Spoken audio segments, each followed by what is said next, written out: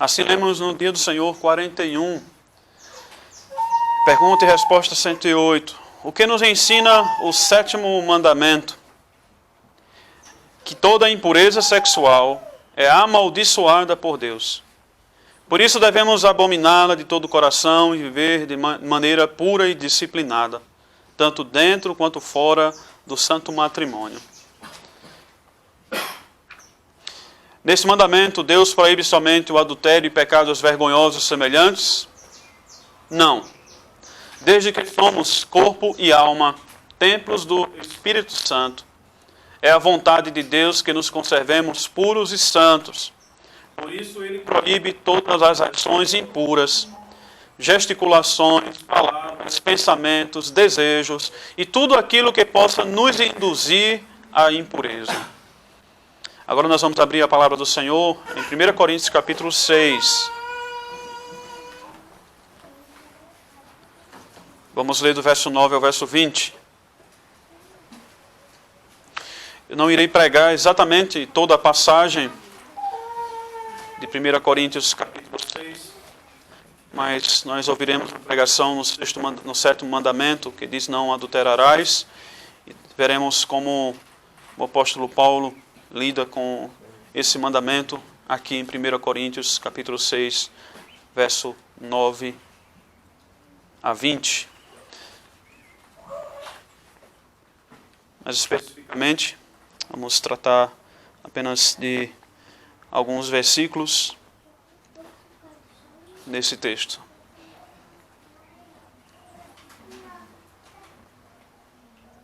Primeira Coríntios capítulo 6, verso 9 a 20.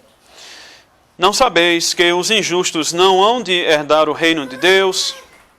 Não erreis, nem os fornicadores, nem os idólatras, nem os adúlteros, nem os efeminados, nem os sodomitas, nem os ladrões, nem os avarentos, nem os bêbados, nem os maldizentes, nem os roubadores herdarão o reino de Deus. E é o que alguns têm sido, mas haveis sido lavados, mas haveis sido santificados, mas haveis sido justificados em nome do Senhor Jesus e pelo Espírito do nosso Deus. Todas as coisas me são lícitas, mas nem todas as coisas convêm. Todas as coisas me são lícitas, mas eu não me deixarei dominar por nenhuma. Os alimentos são para o estômago e o estômago para os alimentos. Deus, porém, aniquilará tanto um como os outros. Mas o corpo não é para a fornicação, senão para o Senhor, e o Senhor para o corpo. Ora, Deus que também ressuscitou o Senhor, nos ressuscitará a nós pelo seu poder. Não sabeis vós que os vossos corpos são membros de Cristo? Tomarei, pois, os membros de Cristo e os farei membros de uma meretriz? Não, por certo. Ou não sabeis que o que se ajunta com a meretriz se faz um corpo com ela? Porque diz, serão dois, uma só carne. Mas o que se ajunta com o Senhor é um mesmo Espírito. Fugi da fornicação. Todo pecado que o homem comete é fora do corpo, mas o que fornica peca contra o seu próprio corpo. Ou não sabeis que o vosso corpo é o templo do Espírito Santo, que habita em vós, proveniente de Deus, e que não sois de vós mesmos, porque fostes comprados por bom preço. Glorificai, pois, a Deus no vosso corpo e no vosso espírito, os quais pertencem a Deus. Nós vamos orar pedindo a bênção do Senhor.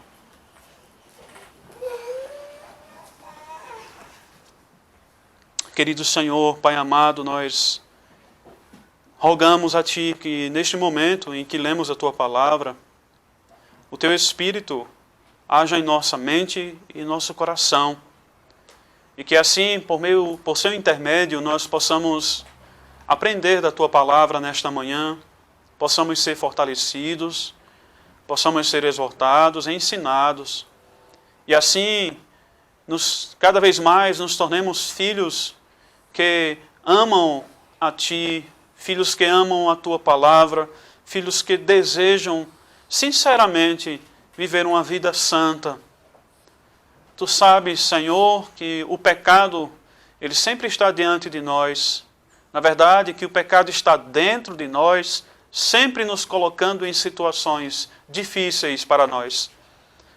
Mas, Senhor, rogamos o Teu auxílio, a Tua ajuda, e que especificamente nesse pecado contra o 7º mandamento, Tu nos ajudes a santificar o nosso corpo, e ouvindo a pregação da Tua palavra, o Teu Espírito reavive em nós esse desejo sincero de agradar a Ti. E não só nos dê o desejo, mas que nos dê a força para lutarmos contra o pecado, contra este pecado. Nós Te pedimos, Senhor, e Te rogamos, no nome do Senhor Jesus Cristo. Amém.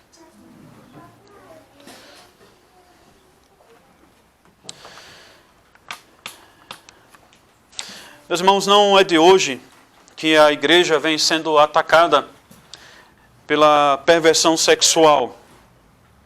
E nós sabemos que há várias maneiras de nós sermos atacados nessa área da nossa vida. E esse tipo de ataque que vem crescendo e sendo investido cada vez mais pelos nossos inimigos, ele parece ganhar força a cada dia que passa. De fato, o mundo ele mostra que o pecado contra o 7º mandamento, que é a perversão sexual, ele não parece ser um pecado em que a igreja está conseguindo apagar da sua história e vencer e sobrepujá-lo para que assim possa mostrar a santidade de Deus. Essa perversão, esse tipo de pecado, ele certamente sempre esteve presente no mundo, desde a queda.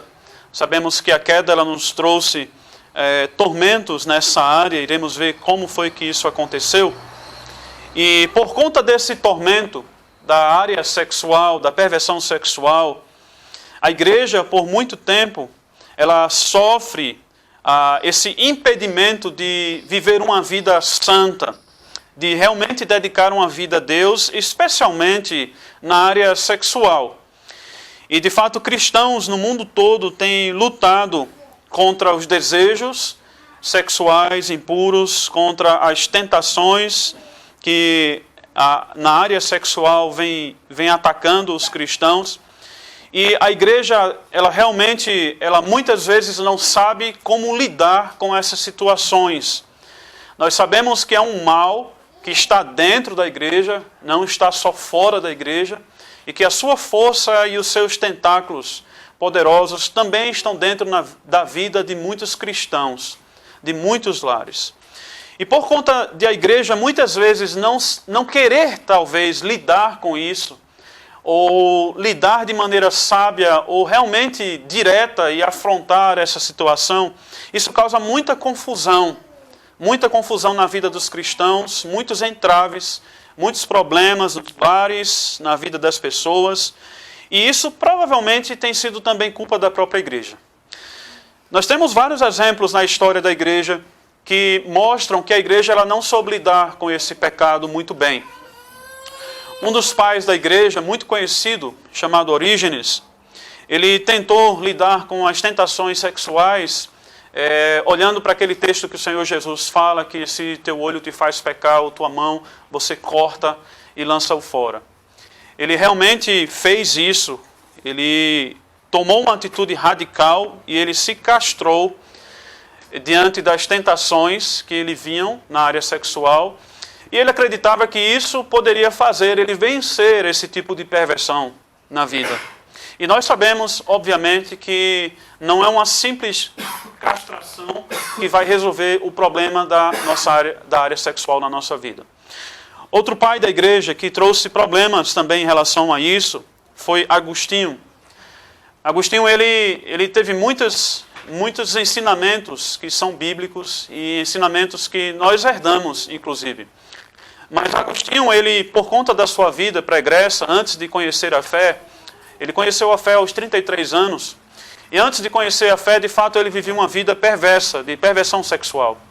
E por conta disso, por não saber lidar com esse problema, Agostinho ele passou a ensinar que esse pecado, que na verdade, que o sexo em si, independentemente do contexto em que ele aconteça, seja fora do casamento, ou seja dentro do casamento, Agostinho ensinou que o sexo é uma perversão moral.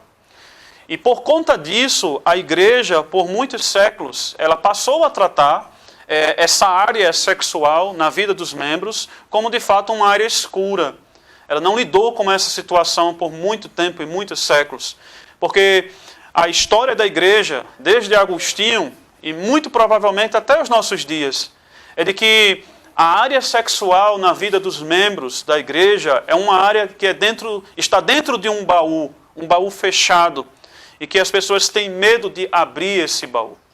Isso provavelmente vem da influência dos ensinamentos do próprio Agostinho, de que o sexo, independentemente de como ele venha a acontecer e do contexto que ele venha a acontecer, ele já é fruto de uma perversão moral. E é isso que provavelmente, até hoje, está incutido em nossa mente, que o sexo ele nos traz algum sentimento de culpa. Independentemente da maneira como ele acontece, do modo como ele acontece, ele nos traz naturalmente um certo sentimento de culpa. Tudo isso mostra que o pecado sexual ele já atormentou muito a igreja e ainda a atormenta. Atormenta porque nós ainda parece que não sabemos lidar com isso. Nós temos medo de falar sobre isso publicamente. As palestras que tratam disso, normalmente são palestras praticamente fechadas e que pessoas não conseguem lidar com esse assunto sem fugir da perversão moral. Realmente, o que talvez atormenta a nossa mente é de que esse pecado ele está tão alastrado na nossa sociedade que a área sexual é uma área difícil de você lidar com ela sem ter um pouco do tempero da perversão sexual.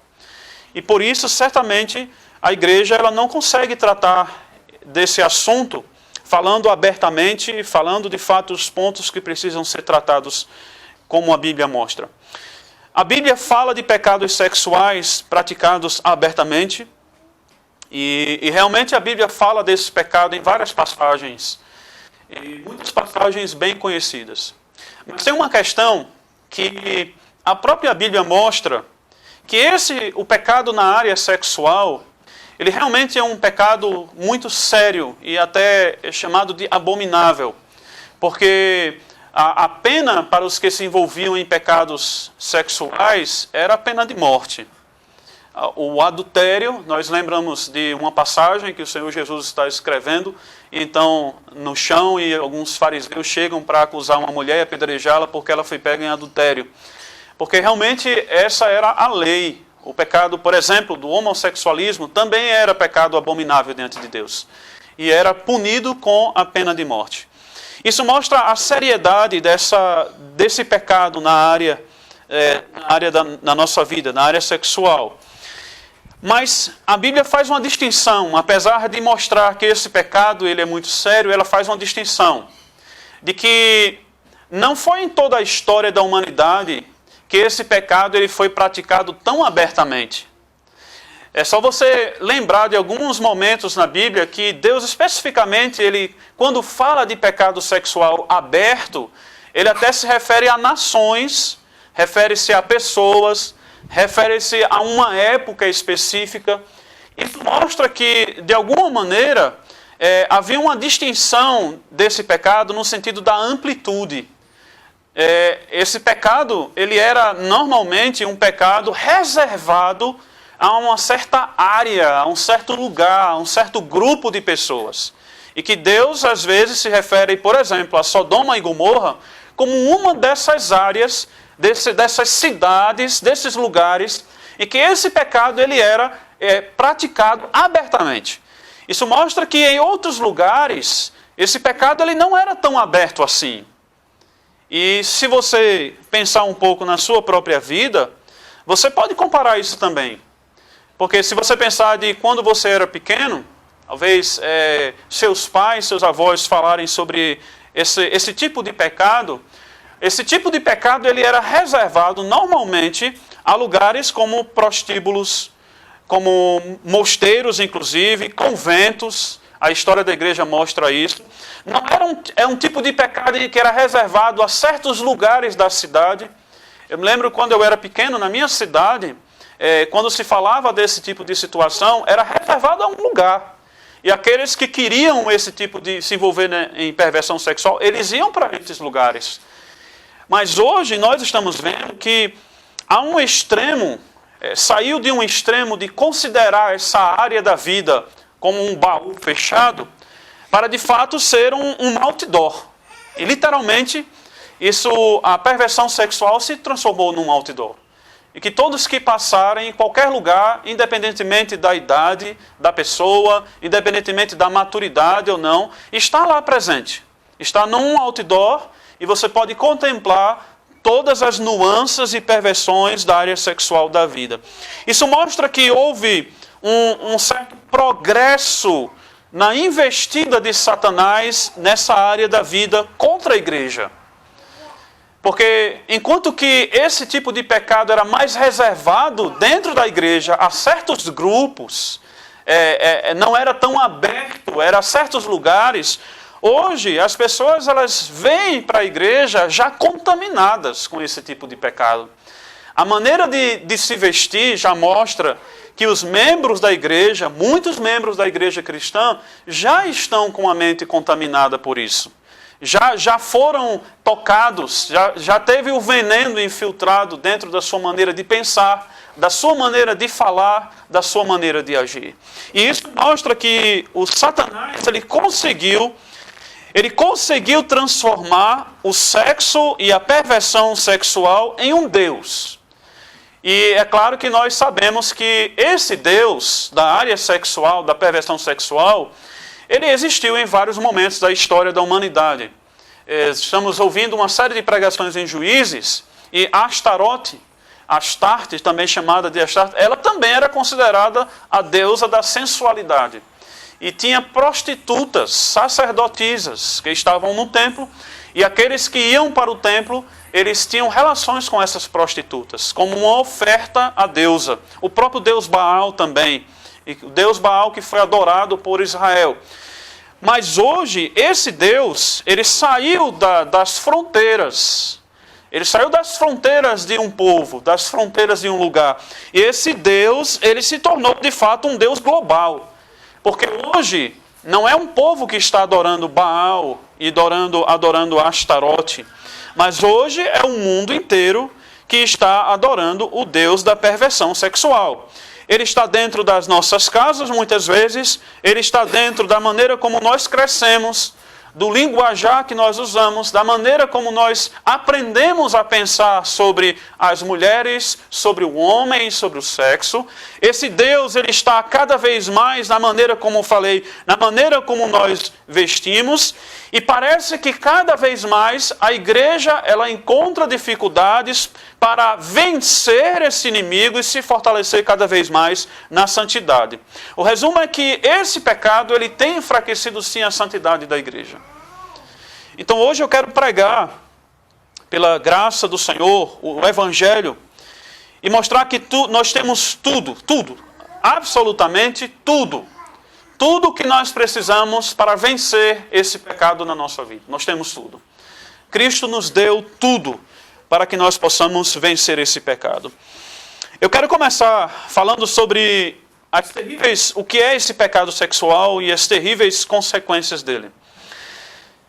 Nós não podemos negar que a primeira consequência e realmente a natureza desse pecado sexual, ele nos leva a Gênesis capítulo 3. E Gênesis capítulo 3, ele mostra uma relação direta, não é indireta. Há uma relação indireta de Gênesis 3 com todos os pecados que nós cometemos, porque nós caímos em pecado e passamos a ser pecadores, perversos. Mas Gênesis capítulo 3, ele não só mostra que nós somos pecadores e perversos, ele mostra que o pecado ele atingiu a área sexual. E nós sabemos disso porque o homem e a mulher, Gênesis 2, ele fala que o homem e a mulher, antes do pecado, eles estavam nus e não se envergonhavam. É assim como Gênesis capítulo 2 mostra que e faz questão.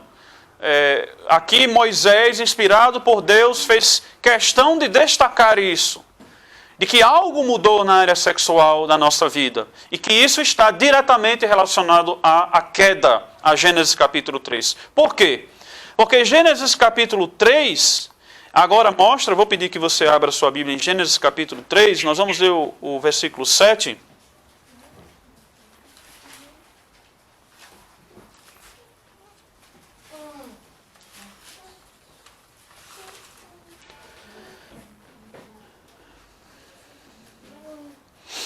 O verso 7 de Gênesis capítulo 3 diz assim: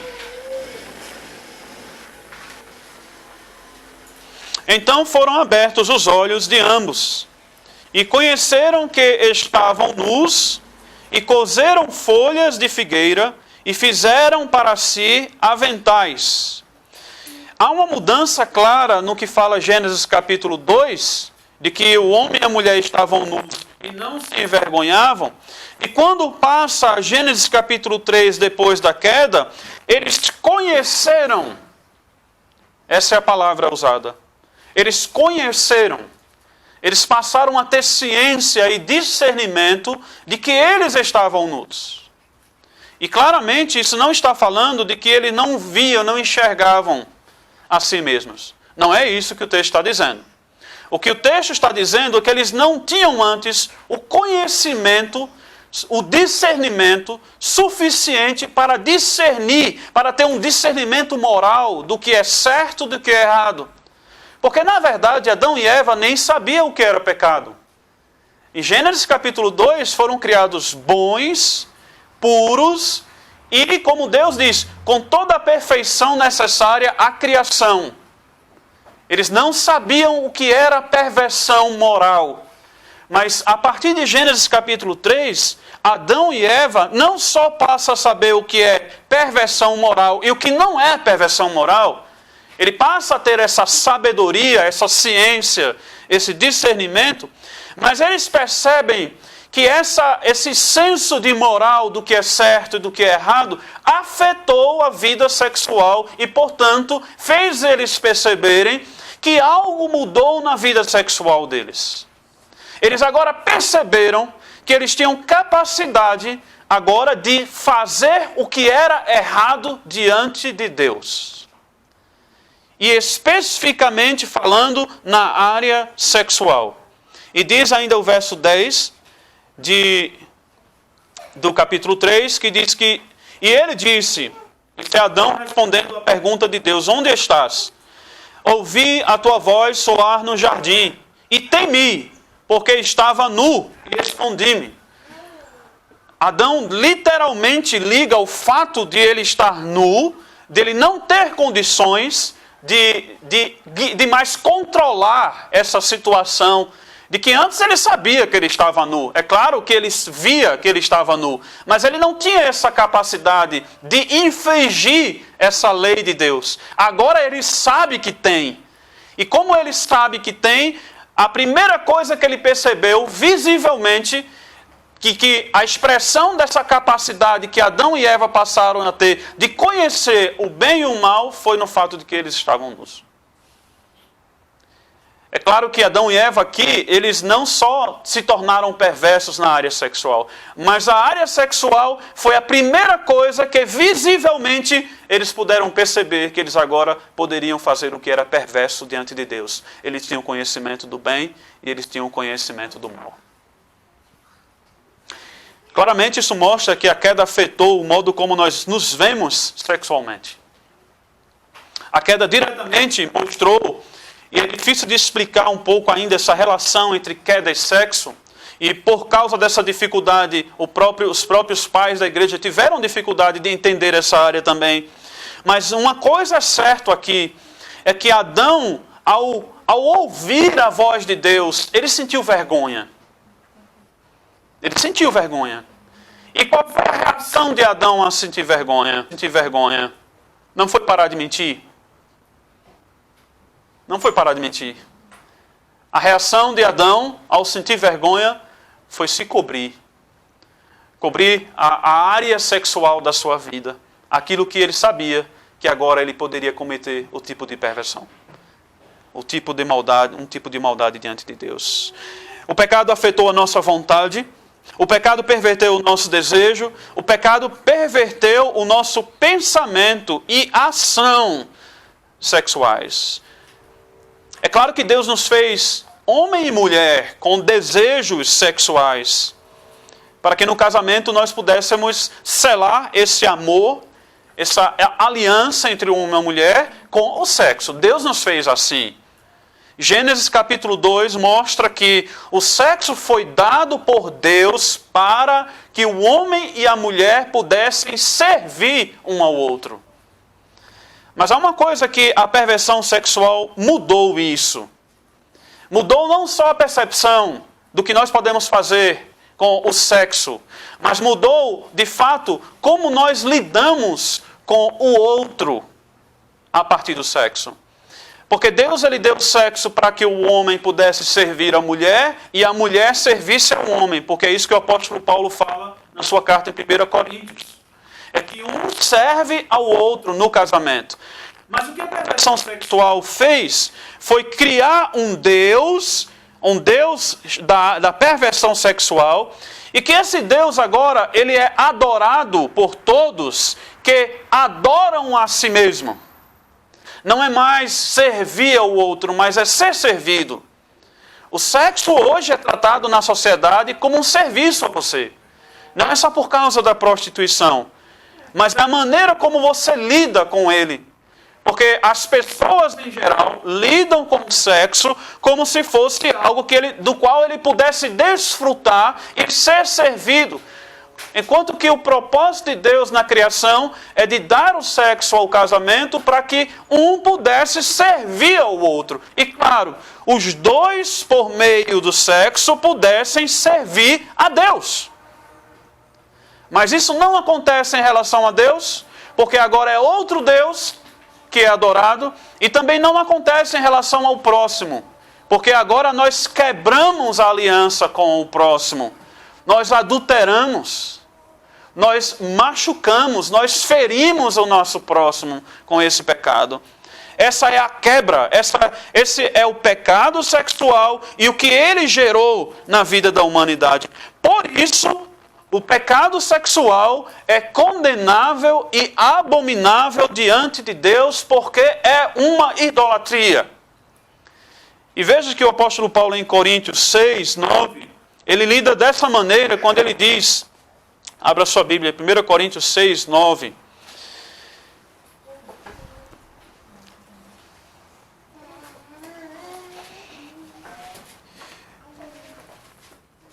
Ele diz no verso 9, não sabeis que os injustos não hão de herdar o reino de Deus? Aqui está tratando de pessoas que são injustas. Realmente são pessoas que são ímpias, perversas. E qual é a perversão que o apóstolo Paulo vai destacar aqui? É claro que tendo o contexto do que estava acontecendo dentro da igreja em Corinto. Não erreis, nem os fornicadores, nem os idólatras, nem os adúlteros, nem os efeminados, nem os sodomitas. Nós podemos parar aqui. O apóstolo Paulo ele cita os fornicadores, que é pecado sexual, ele cita os adúlteros e ele cita os efeminados e sodomitas. 4 maneiras de você perverter a vida sexualmente. Mas entre elas ele coloca o pecado da idolatria.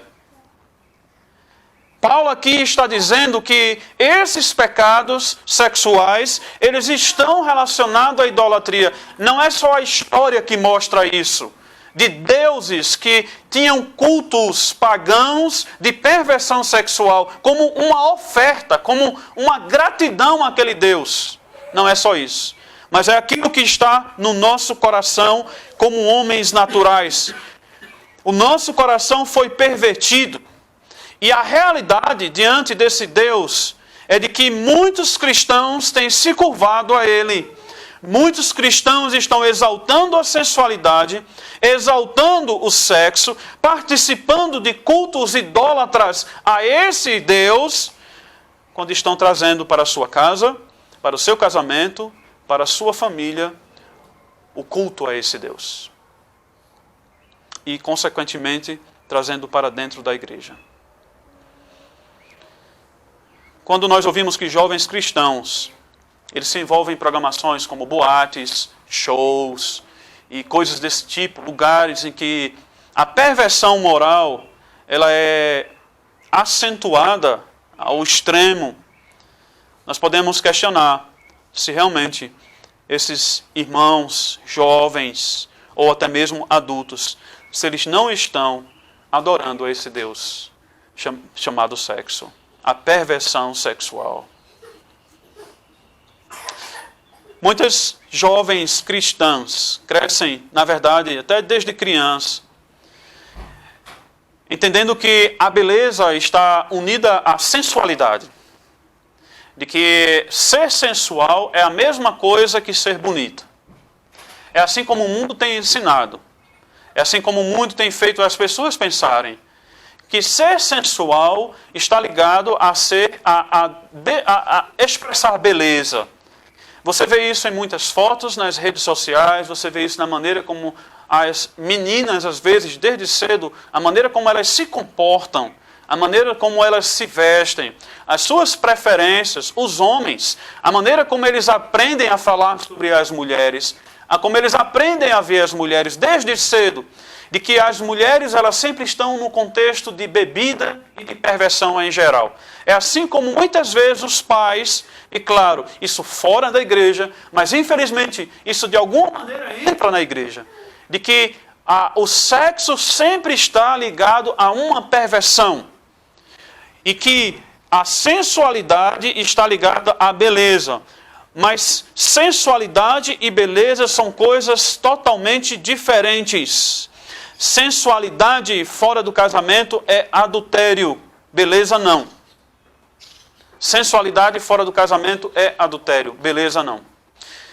Beleza não é sensualidade, porque sensualidade é um convite para o sexo. Naturalmente, a sensualidade é um convite para o sexo. Se uma mulher ela pensa ser sensual, como se estivesse mostrando beleza, e assim, se ela pensa que mostrando essa beleza, ela vai ser de fato alguém atrativo, ela vai ser de fato atrativa, mas ela vai ser atrativa como alguém que está convidando outro para a cama, porque é isso que a sensualidade é. A sensualidade não é outra coisa do que um convite para o sexo. A beleza são coisas naturais que Deus nos deu e que deu à mulher e deu ao homem para que um ou outro pudesse se enxergar como homem e como mulher, na beleza da criação que Deus fez.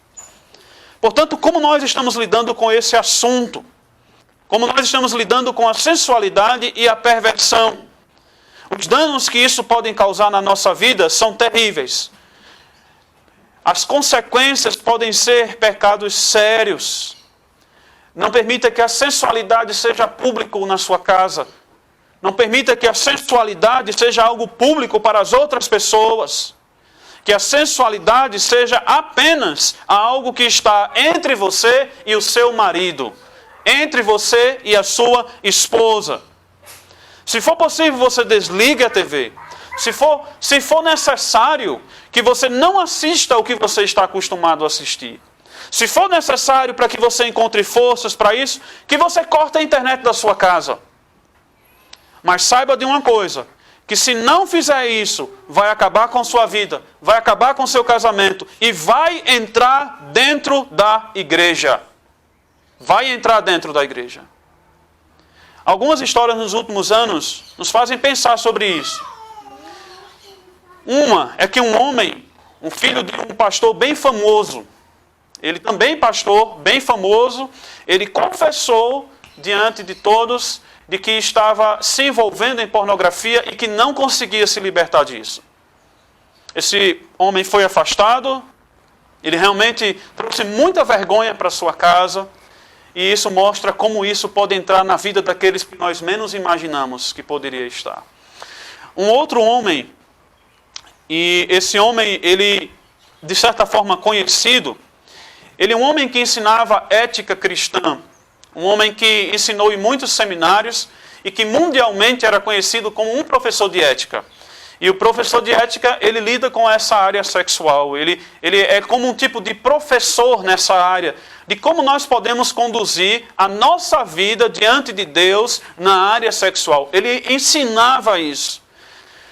Já velho, um homem velho, Ele foi pego pela sua filha consumindo pornografia e tendo encontros com várias prostitutas. Isso mostra como isso pode ser real na nossa vida e que nós não podemos brincar com esse pecado. Nós não podemos lidar com ele como se fosse uma coisa normal, que é uma coisa do mundo. Nem na maneira como nos vestimos, como pensamos, falamos, em nada. Nós temos que cortar esse pecado porque ele irá acabar e não vai roubar o seu braço, não vai tirar o seu olho, ele não vai roubar nada do seu corpo, a não ser a sua alma. Ele vai tirar a sua alma. Ele vai corroer o seu coração. Mas tendo falado sobre esse pecado, a natureza dele e as suas consequências, eu quero falar agora sobre como nós podemos ser libertos disso. Porque eu comecei falando que Cristo ele nos liberta desse pecado e ele nos dá tudo o que é necessário para que nós sejamos libertos dele. Eu quero começar isso destacando o que o apóstolo Paulo fala em 1 Coríntios capítulo 6, ainda nesse capítulo, no versículo 11. Ele diz, e é o que alguns têm sido.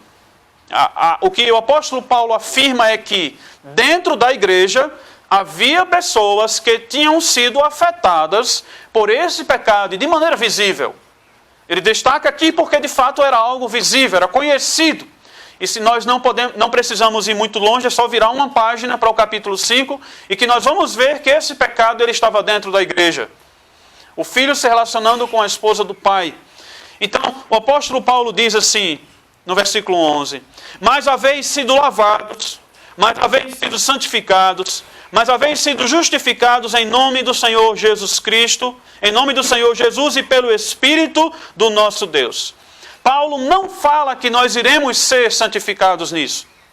Ele não fala que nós iremos ser justificados nessa área desse pecado na nossa vida. Ele categoricamente afirma de que nós, quando nós conhecemos a graça de Cristo, nós recebemos o perdão de Cristo em relação a essa área, esse pecado, e nós recebemos a santidade de Cristo para essa área também. E é claro que é difícil para aqueles que estão vivendo atormentados e escravizados por esse pecado, imaginar que é possível que ele possa ser liberto disso. É difícil de imaginar isso. São lutas sangrentas, são lutas que têm uma determinação pessoal, mas que são corriqueiramente frustradas. O que é que isso nos mostra? Não mostra que nós não somos capazes de vencer esse pecado. Não é isso. Mostra que Cristo é quem é poderoso e capaz de nos fazer vencer esses pecados. Por isso, não é simplesmente uma determinação pessoal. Eu não vou fazer mais isso. Nós podemos tomar atitudes dessa, mas nós dependemos totalmente de Cristo e a sua graça para que Ele nos liberte e nos faça de fato como a sua graça nos faz, de dizer, você era assim, agora você não é mais assim. Antes você vivia em todo tipo de imoralidade, agora você foi lavado, você foi santificado e você foi justificado. Ou seja, como nós lidamos com esse pecado na nossa vida? Primeiro, nós entendemos que há um mediador. E que Cristo é esse mediador entre nós que somos pecadores nesse pecado e Deus. Porque a própria palavra diz em Hebreus 4:15, porque não temos sumo sacerdote que não possa compadecer-se das nossas fraquezas. Antes foi ele tentado em todas as coisas, a nossa semelhança, mas sem pecado. Acheguemo-nos, portanto, confiadamente junto ao trono da graça, a fim de recebermos misericórdia e acharmos graça para socorro em ocasião oportuna. Inclusive nessa área da vida, nesse pecado, nós podemos encontrar no nosso mediador a graça necessária, oportuna para nos socorrer nesse pecado. Aproximemo-nos confiante.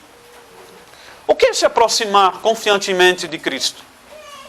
O que é se achegar a Ele para receber graça em ocasião oportuna? não é outra coisa a não ser nos chegarmos a Ele, reconhecendo que Ele é esse mediador, que é santo, justo e perfeito, e que nós nos arrependemos desse pecado. Nós nunca iremos encontrar a Cristo se nós não olharmos para Ele com arrependimento dos nossos pecados. Cristo mesmo disse que nós devemos nos arrepender dos nossos pecados para sermos salvos. Por que Ele disse isso? Porque Ele disse que não há outra maneira de nós conhecermos a Ele, se nós não soubermos quão pecadores nós somos e que nós precisamos do seu socorro. E a sua palavra diante da nossa luta é: filhinhos meus, estas coisas vos escrevo para que não pequeis. Se todavia alguém pecar, temos advogado junto ao Pai, Jesus Cristo, o justo. O que é que nós fazemos na nossa luta contra a perversão sexual? Na nossa luta contra o adultério e a perversão sexual, nós não negamos o nosso pecado. Nós não negamos. Nós não negamos que nós fomos contaminados por isso. Porque está registrado na primeira página que fala sobre o pecado na Bíblia. Nós não temos como negar isso. Mas nós o confessamos. E sinceramente nós colocamos diante de Cristo as nossas lutas, as nossas batalhas.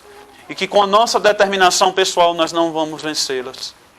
E Cristo certamente nos promete, se confessarmos os nossos pecados, Ele é fiel e justo para nos perdoar os pecados e nos purificar de toda injustiça, inclusive da perversão moral e sexual.